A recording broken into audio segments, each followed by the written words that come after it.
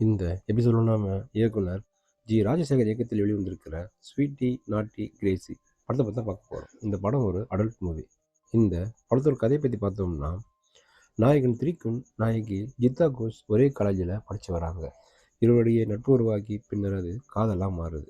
காதலில் இருவருமே எல்லை மீறும்போது திரிக்குன்னுக்கு ஏற்கனவே 2 பெண்களுடன் பழக்கம் இருப்பது ஸ்ரீஜிதா கோஷுக்கு தெரிய வருது. இவனை இப்படியே விட்டுட்டா தவறாவிடும் என்ற எண்ணம் ஜித்தா கோஷ் திரிக்குன்னை உடனடியாக திருமணம் செய்து கொள்கிறாங்க. பின்னர் காதல் கணவருடன் கோத்தரில் உள்ள தன் வீட்டுக்கு வராங்க ஜித்தா கோஷ். அங்கு ஜித்தா கோஷின் உறவுகளை திரிக்குன்னை கண்டதும் அதிர்ச்சி அடைந்து போகிறாங்க. அது ஏன் திரிக்குன்னைக்கும் அந்த குடும்பத்துக்கும் அப்படி என்ன சம்பந்தம், இறுதியில் என்ன ஆனது, இதாங்க இந்த படத்தோட மீதி கதை. இந்த கதையை தேர்வு செய்து நடித்ததற்கு திரிக்குன்னின் தைரியம் தெரியுது. முடிந்தவரை முயற்சித்து நடித்திருக்கிறான்னு சொல்லலாம். காதலி மனைவி என இரு பரிமாணங்களை கலக்கியிருக்கிறாங்க சித்ரா கோஷ்.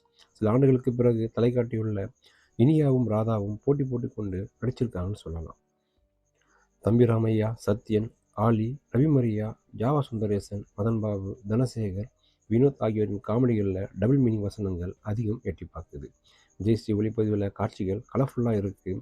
அருணகிரின் இசையில் பாடல்கள் ஆட்டம் ஊற வைக்குது. கலர்ஃபுல்லான காட்சிகள் ரசிக்க வைக்குது. சில காட்சிகளை தவிர்த்திருக்கலாம்னு தோணுது.